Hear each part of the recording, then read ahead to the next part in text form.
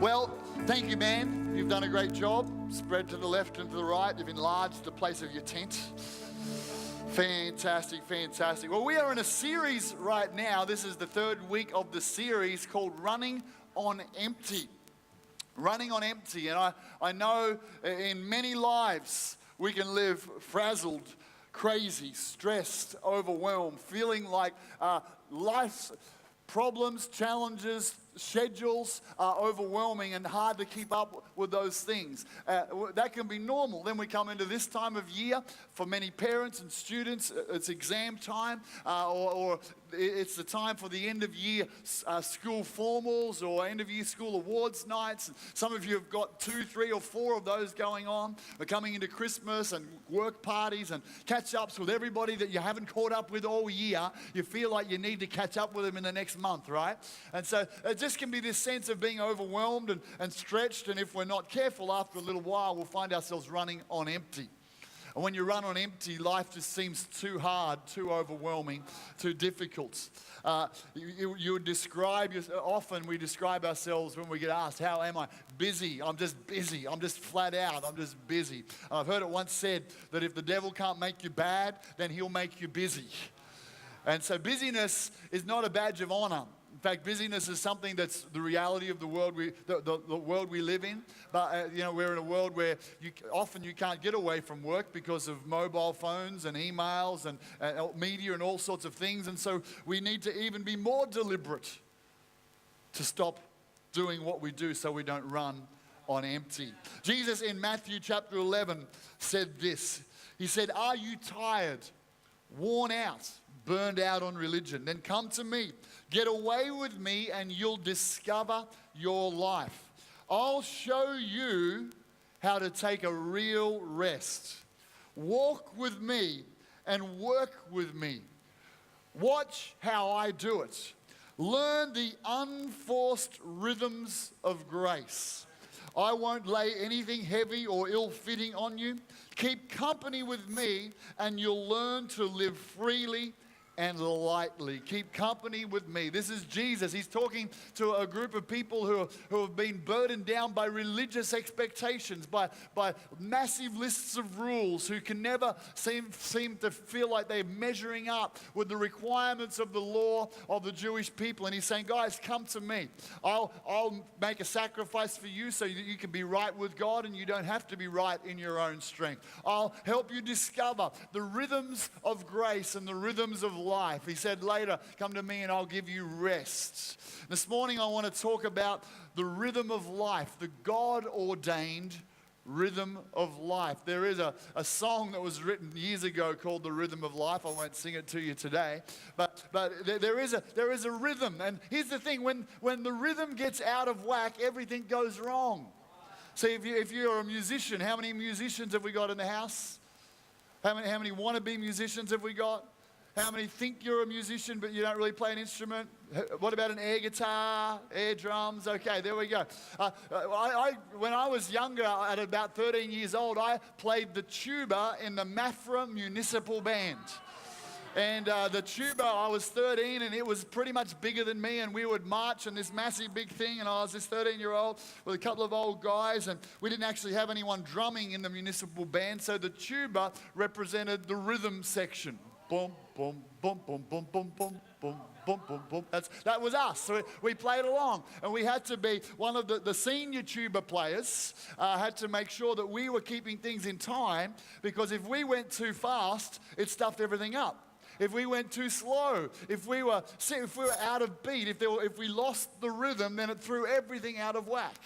The modern day rhythm section is the drums and the bass and the rhythm guitar, and they keep the flow of things at a correct rate, at timing. Try not to get too fast, try not to get behind, and keep the syncopation of the rhythm that is intended. And so you'll find if your car's out of whack and you take it to the mechanic, sometimes he'll say, oh, the timing's out. It's not running smoothly because the timing's out. You go and see the doctor, sometimes you're like, I don't feel myself. And one thing they might discover is you've got an irregular heartbeat. The timing's out. You've lost your rhythm. And God has ordained you and I to have a particular rhythm of life, an ordained rhythm that He created us for, physically, emotionally, mentally, and spiritually. And he laid the pattern for that rhythm out at the very first week of the world. So He said, I'm going to show you the pattern of the rhythm that I want you to live, the way that you're created. And so out of that pattern, you'll discover life.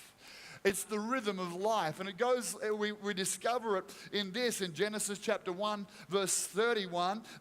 After God had spent 6 days creating the world, it says, then God looked over all that He had made, and He saw that it was very good.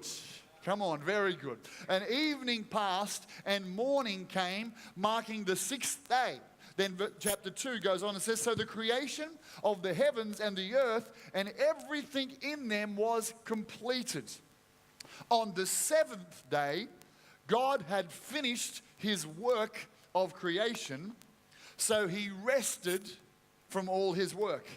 And God blessed the 7th day and declared it holy, because it was the day when He rested from all His work of creation. The rhythm of life includes a day of rest every 7 days.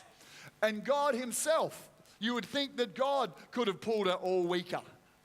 If anybody's strong enough to work 7 days in a row without stopping, it would be God. But no, He was establishing a pattern, a rhythm for the life of the created beings made in His image. He rested, He stopped. And so then God ordained this within the law of His Jewish people, of the Israelites. And He made it when He gave the 10 commandments. Commandment number 4 in Exodus chapter 20 was this: remember the Sabbath day. And this is what the 7th day was called, the Sabbath day.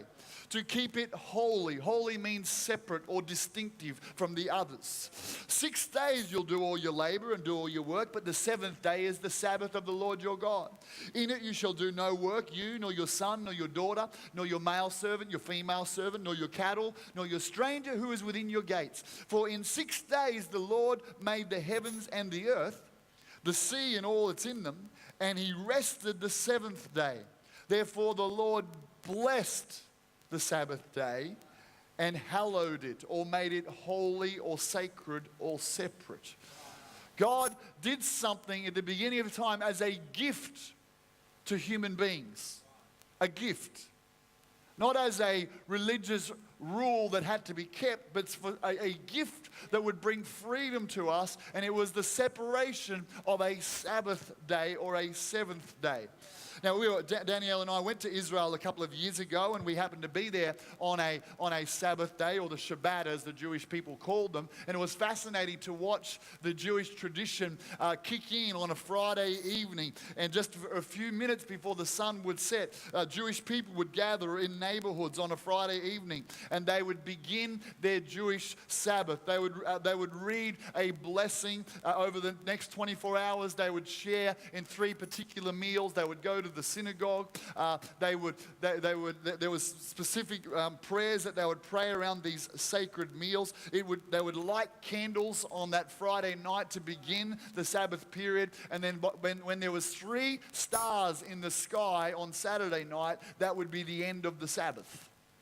That's the 24-hour period, a Friday night through to a Sabbath. The Jewish people, their way of working was from sun up to sundown, and so this was a gift to them, a gift of rest, a gift of stopping, a gift of drawing aside. It was a festival day. It was a day of freedom. When the Jews were slaves for 400 years to the Egyptians, they didn't have a Sabbath day. They worked 7 days a week. And so when they got free from slavery, one of the first gifts that they embraced was, hey, we're out of slavery now. We can have our Sabbath again. We can rest. We can have a holy day, a day set apart to God that we were wired to live in, to get out of a slavery mentality. The world we live in continually wants to enslave people to a 7-day-a-week mentality. The world we live in right now wants people to be caught up in the busyness and the craziness of life and miss the rhythm that God created for you and I to live in, the rhythm that embraces a 7th day of rest. And so as time went on and the Jewish people would embrace it, there was very high legalistic expectations. There was 39 prohibited kind of activities in the Torah that a Jewish person couldn't do. And even, it was quite funny, even when we were in Israel on the Sabbath day, there was a couple of elevators. There was a Shabbat elevator, and then there were normal elevators. The Shabbat elevator would stop at every floor to save you having to push the button. There's quite a few ironies in the whole thing, so I'm just keep moving on. There were certain things that weren't cooked on that day. There's a whole lot of principles behind it, and I just, bottom line, respect the understanding of the rhythm of life that God created us to live in, rather than poking fun at the way they did it. I just respect that they did that. So when Jesus came along, he came to a society where the Sabbath rules had actually begun to, what it meant to be freedom for people was enslaving people. And so he came along and he healed someone on the Sabbath, and they said, you can't do that, that's work. And then he healed another person on the Sabbath and told him to get up and carry your stretcher, carry your mat, your begging mat. And as the guy walked away with his begging mat, they said, you can't carry your mat, that's work. And he healed somebody else, and they came to him, a man with a withered hand, and they said, you cannot heal someone on the Sabbath, that's work. And obviously caught up with the whole point of what's going on, Jesus responded to those who accused him of working on the Sabbath, and he said this. Jesus said to them, it's Mark chapter 2 and verse 27, the Sabbath was made to meet the needs of people, and not people to meet the requirements of the Sabbath. So the Son of Man is Lord even over the Sabbath. Jesus was making it very clear. This is God's gift. Don't make it requirements that are unrealistic. This is God's gift, and in his gift is freedom, and there's healing, and there's good news available for us. And he said, Jesus essentially called himself, I'm Lord of the Sabbath, or I'm the Lord of rest. Jesus is the Lord of rest for you and I. And now, as the New Testament church was birthed, what happened is while Jesus was alive, he would meet every Saturday, because Saturday was the seventh day. Every Saturday on the Sabbath, he would go to the synagogue. He would respect the rules, the traditions, and the life that was in the Sabbath. And because he lived under Jewish rule until he came and he died on the cross for our sin, which was in that moment an abolition of an old covenant and the beginning of a new covenant where we no longer need to live under the rules of the old covenant. Many kept meeting on the Sabbath, but what happened over time as not just Jews were met with the message of Jesus Christ, but non-Jews, Gentiles they were called, the rest of the world, what happened with time is the church began to shift, and instead of meeting on the seventh day, they began to meet on the first day, the day of Jesus' resurrection. And so over time, for Christians, Sunday, the first day, became the day of celebration, the day of gathering and remembering that Christ had risen from the dead so that we can have new life. And in Colossians chapter 2, Paul makes it very clear when he says this, don't let anyone condemn you for what you eat or drink, or for not celebrating certain holy days or new moon ceremonies or Sabbaths. So he spelled it out and said, guys, it's not about the day. It's not about being religious about which day it is. It's about the principle of the rhythm of life and the rhythm of rest that God has ordained for us. All right, are we making sense this morning? So I want to talk then, well, what the heck does that look like here on the Sunshine Coast in the 21st century? What does it look like for us to have a Sabbath-type experience, although we don't call it the Sabbath? Really, what does it look like to capture the rhythm that God has designed us to live, the rhythm of rest? And so I want to just draw out this morning 4 aspects of what a Sabbath would look like for you and I. And I understand that, and for Danielle and I, this has been an understanding of ours for many years and something that we've journeyed on. And there'll be seasons where I'll say it hasn't been awesome. And there'll be other seasons I'll say, hey, we've found that rhythm and everything's working because we've found and we're working within the rhythm of 1 in 7 days off. 1 in 7 days off. The day is not important. I understand some of you are shift workers. I understand some of you work away and work home. There's probably people watching online and you're away for work and you're not really in charge of your schedule. But what we need to understand is if we ignore the way we were created, with the need for a 1 in 7 day rest, it will be to our own peril, physically, emotionally, mentally, and spiritually. It will eventually catch up with us if we ignore the principle of the way God's wired us. In fact, we as the church are supposed to be countercultural. We're supposed to create something. So when everyone's crazy and busy and whacked out, we're supposed to be able to go, hey, one day a week we recenter, we reset, we refocus. We get our priorities back in order. And so this morning, I'm going to talk about 4 aspects for us to build into our 1 in 7, our day in 7. And for some of you, this journey, it might not be that it starts it might be that it starts on a Saturday night and goes to a Sunday night. For some, it might be it starts at Saturday lunch, goes to Sunday lunch. Some Friday. Some you're like, okay, to get this started, I'm going to go with 2 half days just to get this rolling. But here's the principle. Just start working towards the 1 in 7 day rest principle. All right. So there's 4 things. They all start with R, just because I'm a Gen Xer and that's what we do. It's called alliteration. All right. The first one is rest. Okay, the rhythm of life, your Sabbath experience, the day of rest needs to incorporate rest. The core part of rest is stopping what you do 6 days a week vocationally. Okay, whatever you do 6 days a week, you're like, well, I'm a gardener and I work and I mow lawns. Well, on your day of rest, you don't garden or mow lawns, even your own. If you're a mechanic, 6 days a week, you're a mechanic. But on that 7th day, you stop being a mechanic. If you cut hair as a hairdresser, 6 days a week or 5 days a week, on that 7th day, you stop doing that particular thing that you do for vocationally. If you're looking after your home, your way of doing this is to go, okay, there's a day of rest. That doesn't mean I can just put the kids in the laundry tub and leave them for the day, okay? But in terms of the way I organize my life, it actually takes a bit of planning and preparation to plan for a day of rest, okay? But it's the principle of rest is I stop doing what I do. I'm not teaching. I'm not running my business. I'm not working on my business. I'm not sneaking and looking at my emails on my day of rest, because that will take me into another zone. If my social media is work related, I'm not social mediaing on my day. I'm stopping and withdrawing from the thing that is work for me.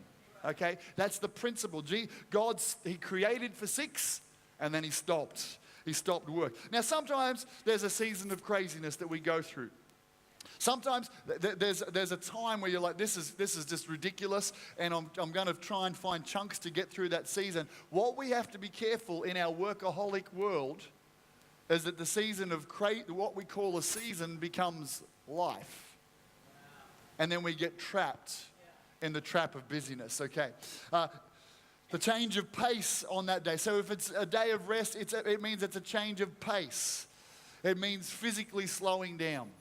It might mean extra sleep. It means that you're just drawing aside. And for some people who brought up in a particular way with maybe a very strong Protestant work ethic, and your dad never sat down and never rested, or if you ever were seen sitting down, you were told you're lazy. We actually have to learn to rest, to stop, to do nothing.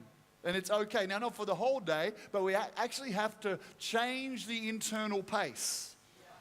2 weeks ago, I preached about our gauges and the understanding of adrenaline that spikes when everything's happening and everything's going exciting.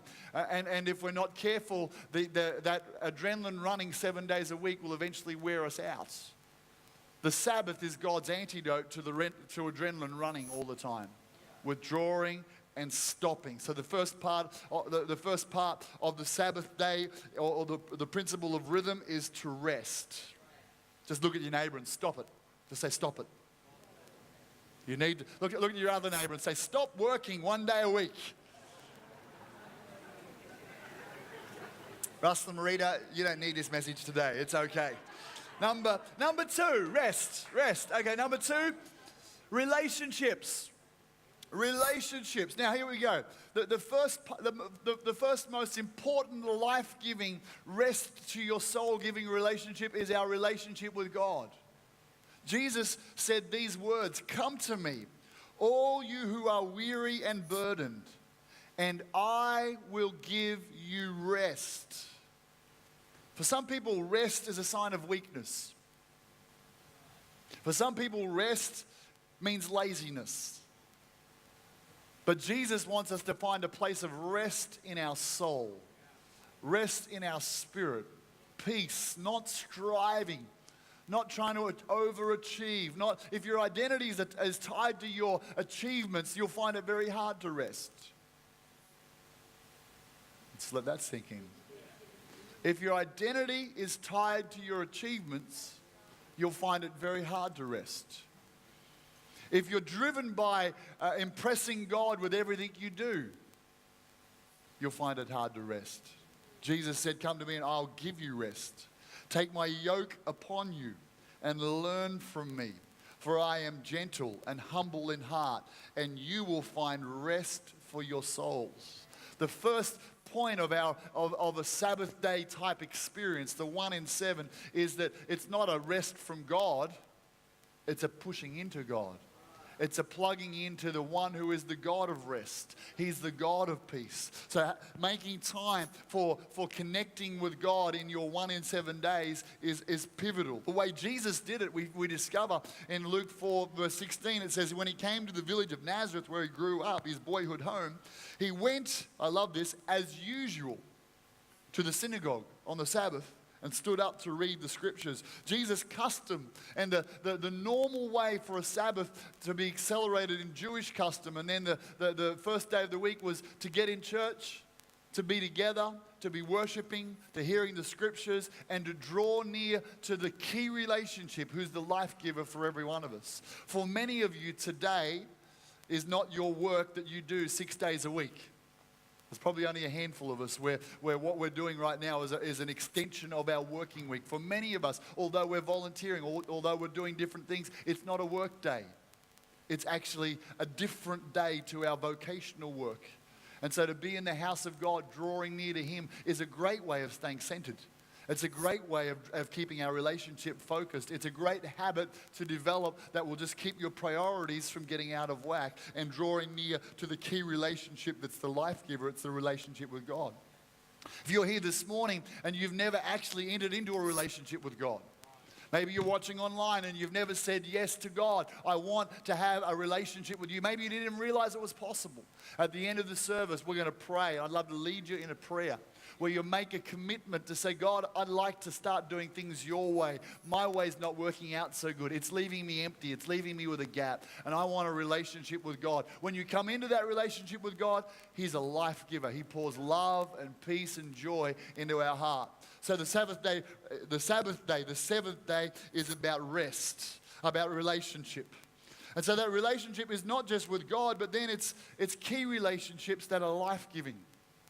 1 day a week, it's great to go, all right, I'm stopping from that, and I'm going to invest into some key relationships, meaningful relationships, relationships that lift me up, that keep me buoyant, and there's all sorts of ways that we do that. Now, this is going to depend.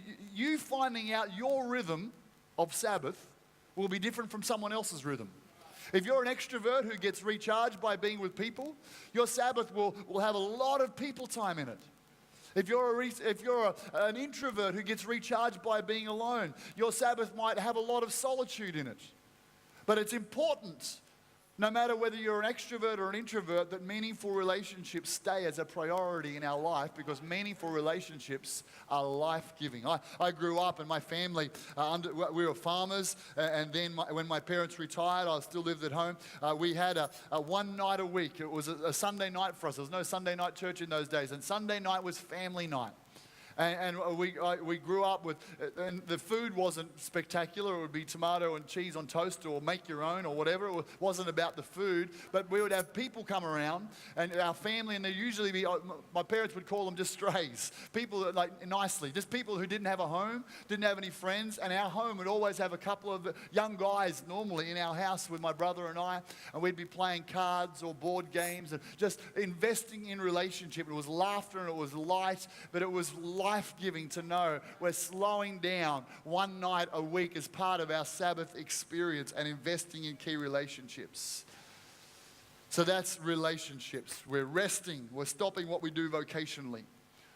We're investing in relationships, our relationship with God and then our relationships with one another. What a thought that on Sunday morning you might go, well, I come to the 8:30 service and then I go out for a coffee with some friends after church, or have it in the car park, but we go and we have lunch and we just invest in relationships because it's life-giving. It's part of the rhythm of my Sabbath day. Okay, the third thing here is reflection. Reflection. They asked, I heard this in the 1990s. They did a survey of people in their 90s. If you had your lifetime all over again, what would you do differently? Great question. What would you do differently? And there came lots of different answers, but there was a theme of 3 particular things that people wished, if they had their time over again, that they could do these 3 things. The first one would be to take more risks. People just said, I wish I'd stepped out of my comfort zone. I wish I'd said yes, Jess. I wish I'd taken a risk and done things that I didn't think I could possibly do. Maybe traveled more, maybe taken financial risks, whatever it is, I wish I'd taken more risks. The second one is I wish I'd done things that would that I would be remembered for after I died. That I would leave a legacy, not just live for myself, but live for the impact of others. And for us as a church, we're living to see lives transformed for an eternal legacy, so that people's lives will be changed and people will be in heaven who wouldn't have been in heaven if it wasn't for us living a life beyond ourselves. And the third thing they said is, I wish that I'd taken more time to reflect, because life was too busy. And if you don't take time to reflect, your priorities get out of whack. You don't appreciate the good things that are going on. You don't establish your future. And so for each of us, this is what God did. After 6 days, the scripture of Genesis said this: He looked over all that He made and He saw that it was very good. God's process of His 7th day rest started with reflection. It's been an awesome 6 days. Man, I've achieved a lot. Look at that. Look at those giraffes. Who came up with that idea? That was brilliant. He looked and he saw the creation. He saw Adam and Eve. He looked at the smile and the joy that was in them and the creation that He's made. And inside He said, it's very good. And He rested. He reflected. Reflection, and Teresa talked about reflection last week in her sermon. It would be great if you weren't here to get the podcast. And reflection can look like a number of different things. It can look formal and organized, where you've got some questions and you sit down and you're going through those. But for me, part of the important part of reflection or contemplation is actually doing nothing and letting what's in our heart and mind come to the surface. Not suppressing, but letting it come to the surface. Now, we live in a world where it's hard to do nothing, because if I'm doing nothing, my default is to pick up that little device and see if my team has drafted any new AFL player in the last 3 hours. That's just, that's where I go to on my app. It's like the AFL app. Something excited happened? No, another. Anyway, we move on.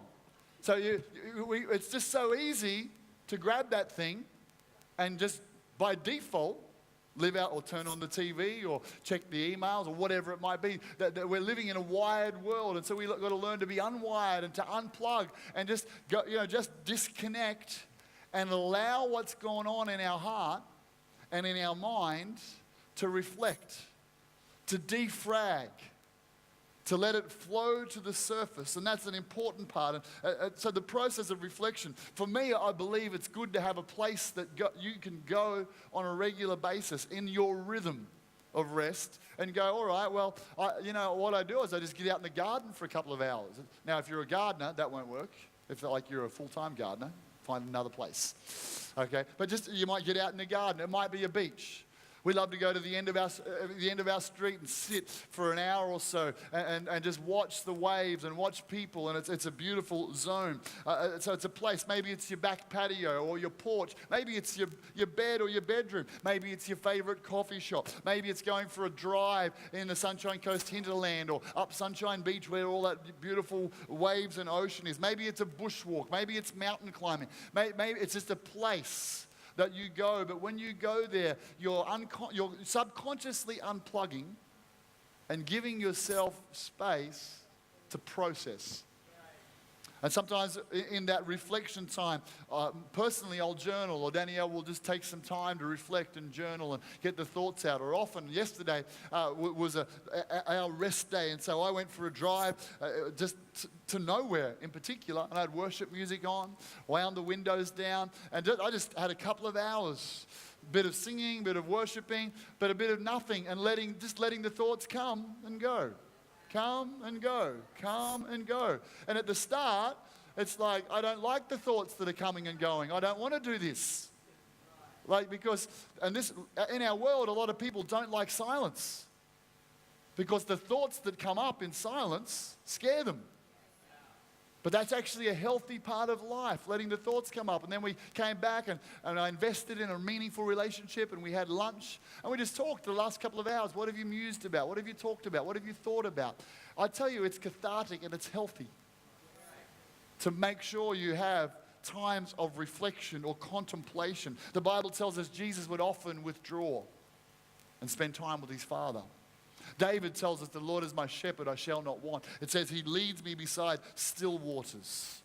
And in the process of getting beside still waters, he restores my soul. Unplug, reflect, and let God wash out the challenges of our soul and our mind. And then the fourth thing here is recreation or recreation. Recreation really means to recreate part of your world, your soul. How do I recreate so that my soul keeps being brought alive? Because it's being drained by pressure, stress, and anxiety and busyness. So how do I recreate every 7 days? What do I do? What do I do when the battery's gone down and I'm recharging? What does recreation look like for you? Again, permission from God to discover what recreates your mind and your soul and your heart. Permission from God to go on a journey of discovering hobbies, of discovering things that energize you in a good way. Not drain you, but energize you.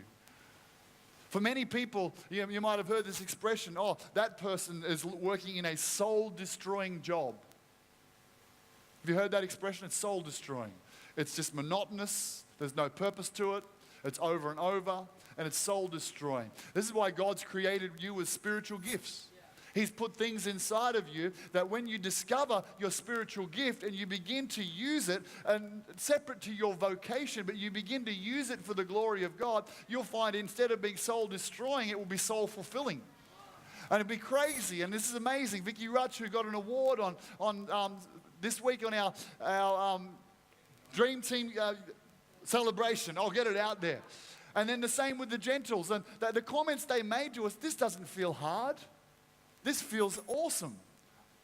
Why are you awarding me for something that I do that is life-giving and rewarding for me?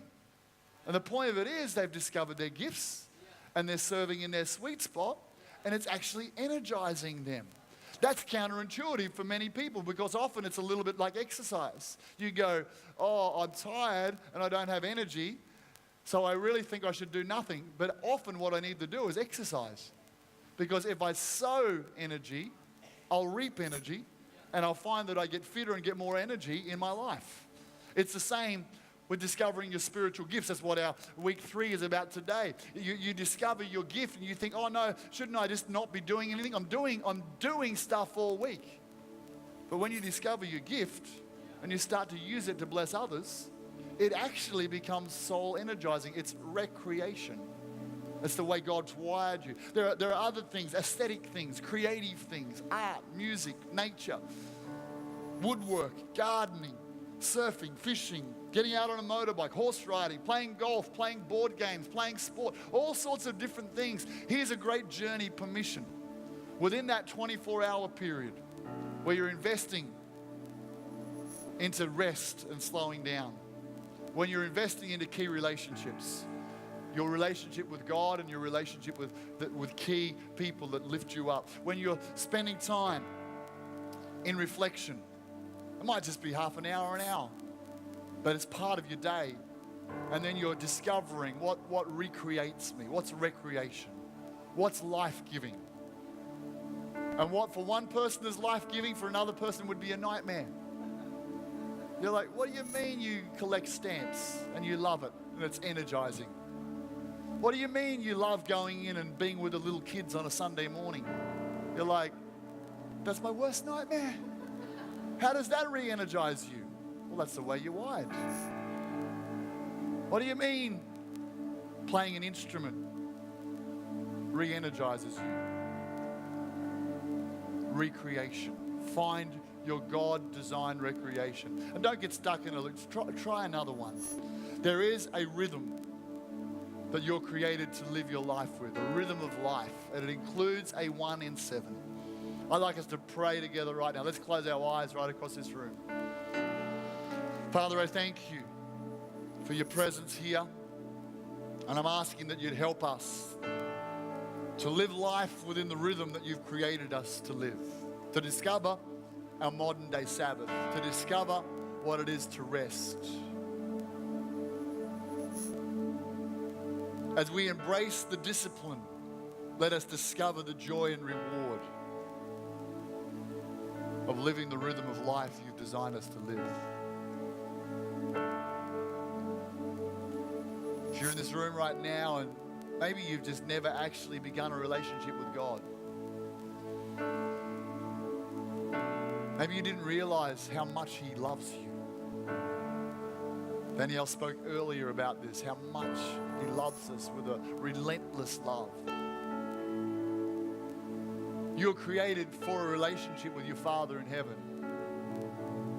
You'll never really find true happiness or peace without being in that relationship. You'll never really discover the purpose that you were created for until you know your Creator. The whole reason Jesus Christ came to earth, He came to bring heaven to earth, to die on a cross in our place, to pay the price for our sin so we could be forgiven. And the wall that we feel between us and God, how God feels a long distance away, He's not really. He's just a prayer away. But Jesus came to pull that wall down. All it takes this morning is a simple prayer that we pray from our hearts, where we turn to God and say, God, I surrender my life to you. Would you come into my heart? I want to live in relationship with you. I believe in Jesus Christ. If you're here this morning and you don't have a relationship with God, I'd love you in a moment. I'm going to ask us to raise our hand, and in a moment, if that's you, I'm going to get you to raise your hand, and I'm going to lead you in a prayer of reconnection, of connecting with God. And it will be a game changer. Maybe you've prayed a prayer like this before, but you're not walking with God. You've drifted away from God. It's time to reconnect with Him. In a moment, I'd love to lead you in that prayer of reconnecting with God. It's time you came back. It's not working the way it should work. It's time to get back in relationship with God. In a moment, if that's you, I want you to raise your hand.